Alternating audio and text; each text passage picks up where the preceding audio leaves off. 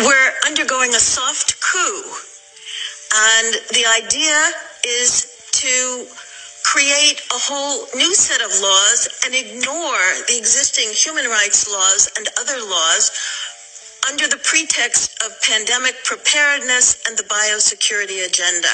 The WHO is developing through all its nations, but with the WHO Directorate and the United States in charge, a pandemic treaty and amendments to the existing international health regulations that will remove the human rights protections currently embedded in the IHRs, will enforce surveillance, censorship, get rid of freedom of speech, require governments to censor and only push a single narrative.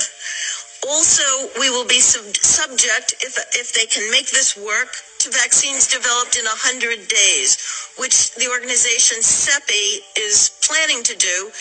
And one of the people who founded CEPI was Jeremy Farrar, who is now the chief scientist at the WHO, to bring this forward. Other things that amendments do is to bind the states so they're no longer recommendations but enforceable edicts.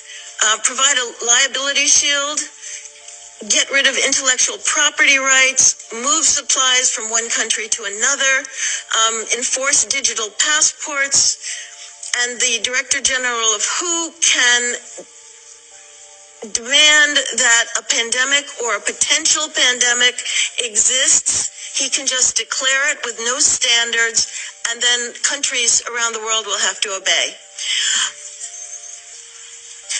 Also, the WHO will tell you what drugs you can and can't use in your nation once a pandemic is declared. Obviously, the budget will increase.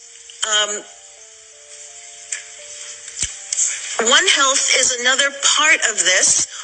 One Health is a concept that was created to enable the WHO, with these documents, to take over jurisdiction of everything in the world by saying that climate change, animals, plants, water systems, ecosystems are all central to health. Also embedded in this concept is a peculiar notion that humans are no longer of greater value than animals.